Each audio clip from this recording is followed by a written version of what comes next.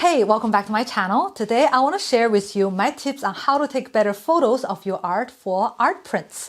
If you're new to photography, you're probably struggling with blurry, grainy, noisy, pixelated, or distorted, out of focus images. It's totally normal because good photos don't happen by accident. It's not like a person would pour, let's say, a bucket of paint onto a canvas randomly and you have a masterpiece as a result.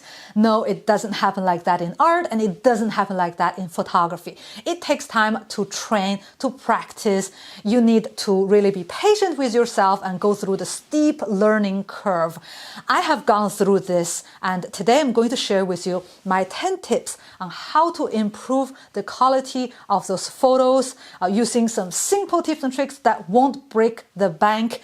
Any artist could use those tips. If you have a DSLR or a mirrorless or a phone as a camera, I try to keep it as compatible, as universal as possible so anyone could benefit from today's video. So without further ado, let's jump right in.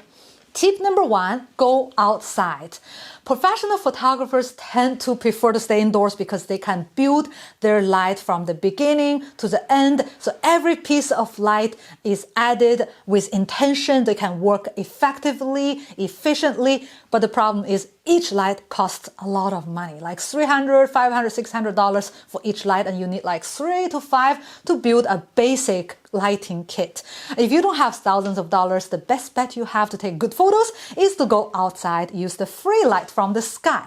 On a sunny day, you want to stay close to a neutral colored wall in the shadow. You don't want direct sunlight because you can cast shadows within the art. Like the art is not flat, right? So you can have the sunny side and the shadow side creating too much drama within the work. You want to go to the shadow with some reflection diffusion near a white wall or a cement wall or black wall, not colored one because it might cast very weird shadows onto your art, changing the color of your art. On a cloudy day, you can go anywhere in the park in the middle of nowhere. You don't need to worry about the diffusion, strong sunlight, because clouds are working like diffusers, making it like a giant soft box. So you can have this $1,000 lighting effect for free. Tip number 2, use a tripod. Tripod is going to be your best friend when you're taking photos of your art because you cannot really change the ISO. You cannot really change the aperture. Those ones are like the best settings and you need to maintain them. The only thing you can change is the shutter speed. So if you're lowering the shutter speed, you really need to have a steady shot. You need a tripod to hold your camera. It doesn't cost you a lot of money. Let's say a strobe would cost you $300, but a tripod cost you $30. Like this one I got like I think around 30 something dollars, and you can buy something very cheap even for $15, and it comes with a ball head and a simple plate, not a quick release, a slow release plate, but it works, it does the job for the money. It's a really good bang for your buck. Tip number 3, use a remote trigger or trigger it with a timer, because each time when you're pressing that shutter button, you're moving your camera, you're moving your phone. Even the slightest vibration will cause a big drama in the sensor, right? Like the image can be ruined just because of the slightest shake, especially if you didn't invest a lot of money into the tripod and the tripod is a little weak. So when you're pressing, it's shaking slightly. What you would really need in this case is a remote trigger, a cabled one, or as well, or a self-timer. This one is working perfectly. It comes with a selfie stick for any mobile phone with Bluetooth. I think it's the second most recommended piece of gear after the tripod. If you don't want to spend the money, just to use the self-timer, like taking a selfie without taking the selfie, but it will take you a little more time, like 10-second countdown. So for each shot, you need to wait 10 seconds. Tip number 4, use manual focus. A lot of the times I've been struggling with some really expensive, very professional lenses. They have slight front focus or back focus. That is to say, they're not focusing on the right spot. Even that slightest few millimeter change might ruin your shot. Of course, depending on the aperture, depending on the distance, depending on many things like the accuracy you need for your pictures. But the best bet you can get if you are not really sure about the autofocus, it's like kind of weird. You just switch to manual focus. It's very simple. You just switch like this, and you want to use the little window here, not the viewfinder. You want to use the screen because the viewfinders are too small. And then you just go magnification. Press it a couple of times and zoom in the maximum possible. Use this ring to manually focus and snap it away. Tip number 5, be parallel to your art. This is easier said than done because in a gallery, in your studio, all you need is this little thing that costs $5 to $10.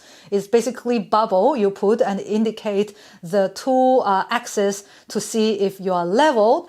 The problem is with outdoor photography of your art, you probably lean it against the wall, so it's inclined, or putting it on an easel that is also inclined. So you need to incline the camera in the same angle as the art. So how do you know what is the angle? It's very difficult to tell. So you need to take some micro adjustment, like zooming in to see if the four corners of your art are touching the corners of the screen at the same time to see if they are aligned, spot on, square. If it's not, just do some micro adjustment, take your time, and then take a couple of shots. I'm sure in the post-processing, you'll be able to find at least one that works. Tip number 6, fill the frame. Well, this is a silly tip because I know many people, when they are taking pictures, they try to leave some leeway for the post-processing. They don't want to go too close. I understand that. But the thing is, you want to use every usable pixel of the sensor. You spend good money to buy a 20 megapixel, 24 megapixel camera. You want to be able to not leave any pixels out. Of course, you want to leave some leeways to not crop in too much to lose some details of your art. But at the same time, you don't want to leave too much out. You want to capture as much details as possible, putting that sensor to good use. Tip number 7, find the sharpest aperture for your lens. Many people assume the higher aperture number is the sharper the image is, like f22. But this is not the case. For most lenses, it's like f8, f11, anything in between. So my best bet is to take a picture at f8, f9, f10, f11, take 4 pictures. Then I just take multiple photos. The good thing with digital photography is that you're not wasting the negatives. It doesn't cost you anything to take a few shots more. Tip number 8, use RAW file. RAW files provides you with a lot more detail, a wider dynamic range, and also larger file size. For the post-processing, you're able to pull out more colors to get more accuracy, to have more information. It's just a superior file quality, much better than JPEG. Small JPEGs are compressed within the camera, and your camera is not a computer. So when it presses, it's just brutally pressing everything down, and the JPEG is not as good as a RAW file. So if you want to print large-sized art prints, you need that raw file. Of course, you need Lightroom, Aperture, Photoshop, or any other software to process it. You cannot leave the raw file as it is because it's too flat. You need to reinterpret as an artist to give it a second life and then to send it to printing. That's why you need to sort out the software part as well, not to have like a surprise, just finding that you don't know what to do with the file after. If you have a Lumix, a Canon, or these major brands, you can go to their website and download their free apps to process and interpret the raw files. Tip number 9, clean your camera and lens before the big day, right? So you know you're going to shoot tomorrow and your camera had been sitting in your studio for a long time. You want to do a thorough cleaning with the blower, so a little balloon, or with a lens cleanser, pen, or cleanser, cloth, or brush, or there are many different products for you to choose. If you're not sure what to do, you're a little scared to damage your sensor, you can also send your camera to service. The worst synchronization could happen to you is you get everything right. And when you're going to the computer, you realize there's a big piece of dust stuck on the sensor or in the middle of the frame, on the lens somewhere, and you cannot use any of the pictures that you have taken on that day. So it's going to be very frustrating. So do yourself a favor, give it a big cleanse before that big day. Last but not the least, tip number 10, take pictures of your art before it's framed and before it's varnished. I know before it's framed is kind of no-brainer. I'm sure you would do that. But before it's varnished, a lot of people don't really give it too much thought to it, because maybe you think, okay, I will varnish a layer of matte, not glossy finish, so it will not reflect a lot of light. But even a matte finish might trigger the autofocus to kind of focus on the wrong layer, like on that outer layer instead of the true art layer behind. Before that last layer, you want to take your art outside, put it on an easel, take some pictures, and bring inside, do your last layer, and then when everything's finished and dry, you can take a picture again and you can see it for yourself if you can see any difference. At least in my personal experience, I would always have better results when I take a picture before it is varnished, especially if the varnish is very glossy, because it's almost like a glass. You're like framing it without framing it, and the result can come a little bit faint because everything you add on top is cutting some lights, right? So you want to be able to take it as original as possible, and when people print it on a glossy photo paper, in the end, it actually kind of matches the way it is in the original painting after varnish. So, you know, that's actually will not really give you a different look, rather a more similar look. All right, so those are my 10 tips on how to take better photos of your art. I hope it is helpful. If you have any other questions, make sure you leave me a comment in the comment box below. I will get back to you as soon as possible.